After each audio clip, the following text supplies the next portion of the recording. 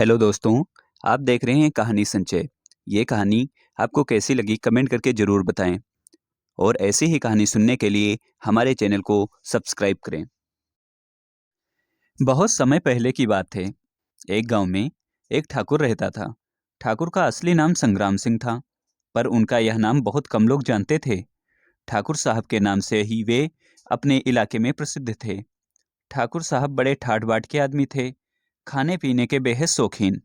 जमीन काफ़ी थी, पर उसकी आमदनी खाने पीने और ठाट बाट में ही उड़ जाती थी। ठाकुर साहब को पक्षी पालने का बड़ा शौक था। उनकी हवेली पर एक अच्छा खासा चिड़ियाघर बना हुआ था। इधर उधर पिंजरों में पक्षी लटकते नजर आते। इन पक्षियों में सबसे अधिक दर्शनीय एक उल्लू था, जो ठाकुर साहब को सबसे प्रिय था। वैसे दिखने में उस उल्लू में ऐसी कोई विशेषता नहीं थी, पर ठाकुर साहब ने उसे एक विशेष आदत का अभ्यास करा दिया था। उनके आदेश पर वह सोने की गिन्नी को निगल जाता था और उनके आदेश देने पर गिन्नी को मुंह से भी उगल देता था। ठाकुर साहब ने उसे यहाँ तक अभ्यास करा दिया था कि वह एक बार में 5 गिन्नियां तक निगल जाता था और आदेश अनुसार उन्हें एक एक कर उगल देता था। अपने उल्लू की इस विशेषता को ठाकुर साहब ने किसी को बताया नहीं था। ठाकुर साहब की एक पुत्री थी, उन्हें उसका विवाह अचानक तय करना पड़ा और विवाह की तिथि भी 10 दिन आगे ही निश्चित हो गई।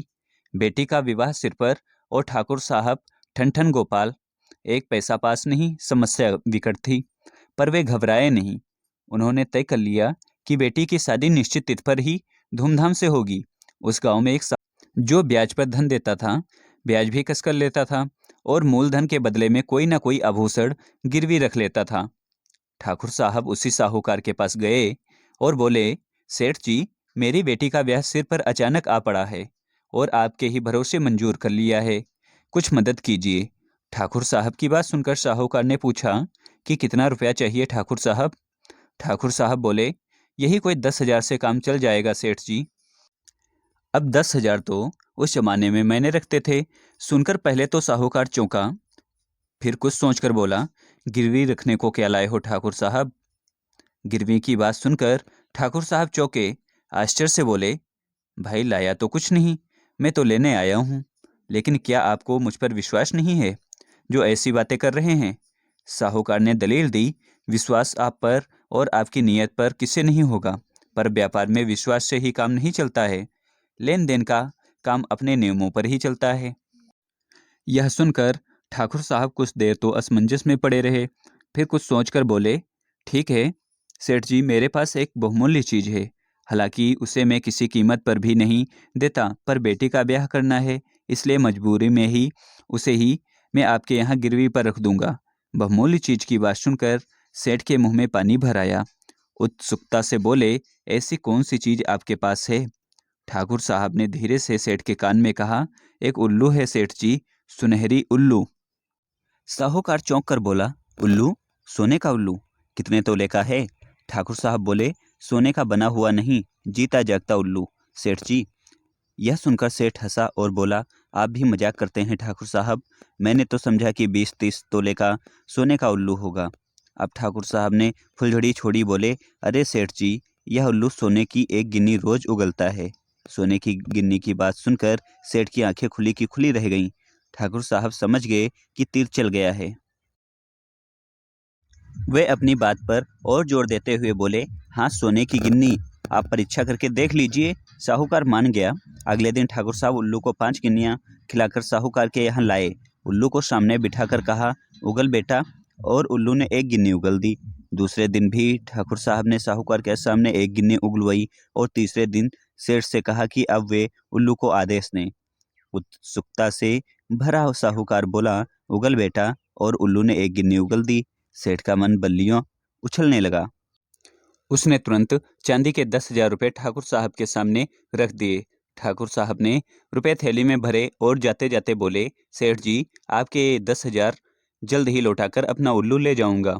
साहूकार मुस्कुराते हुए बोला, अरे ठाकुर साहब, कोई जल्दी नहीं है, आराम से लौटाइएगा। ठाकुर साहब चले गए। साहूकार उल्लू के लिए एक खूबसूरत पिंजरा लाया और उसमें उसे बिठाकर अपने सोने के कमरे में टांग दिया। उल्लू के पेट में 2 गिन्नियां बची थी, अतः अगले 2 दिनों तक उसने गिन्नी उगली। किंतु तीसरे दिन साहूकार की खिलाई हुई रबड़ी उगल दी। जब 2-3 दिन तक वही रबड़ी उगलने का क्रम चला तो साहूकार घबराया और नौकर को भेजकर ठाकुर साहब को बुलवाया। ठाकुर ने आते ही कहा, कहिए सेठ जी, कैसे याद किया? सेठ झल्लाकर बोला, ठाकुर, तुमने मेरे साथ धोखा किया है। ठाकुर बोला, धोखा? मैंने क्या धोखा दिया आपको? सेठ ने गुस्से से कांपते हुए कहा, हाँ, तुमने धोखा दिया है, तुम बेईमान हो। अब ठाकुर ने साहूकार को घूर कर आंखें तरेरी और बोले, मैं बेईमान हूं? ठाकुर साहब के गुस्से को देखकर सेठ कुछ रुआंसा हो गया। कुछ सहमी आवाज में बोला, तुम्हारा उल्लू बेईमान है, वह 3 दिन से गिन्नी नहीं उगल रहा है। ठाकुर तो असलियत जानता ही था, मगर दिखावे के लिए पूछा, तो फिर क्या उगल रहा है? साहूकार ने माथा ठोक कर कहा, रबड़ी। सुनकर ठाकुर ने आश्चर्य प्रकट किया। फिर पूछा कि आपने उसे क्या खिलाया था? सेठ जी ने बताया कि रबड़ी खिलाई थी। यह सुनते ही ठाकुर ने ठहाका लगाया और बोला, रबड़ी खिलाई थी तो उसमें उल्लू का क्या कसूर है? सेठ जी, आपने रबड़ी खिलाई थी तो उसने रबड़ी उगल दी, गिन्नी खिलाते तो गिन्नी उगल देता। आखिर ठाकुर का उल्लू है, बेईमानी थोड़ी ही करेगा, जो खाएगा वही तो उगलेगा। यह कहकर ठाकुर साहब खिलखिलाते हुए साहूकार के घर से बाहर निकल गए। सेठ उल्लू की तरफ और उल्लू सेठ की तरफ देखता रह गया।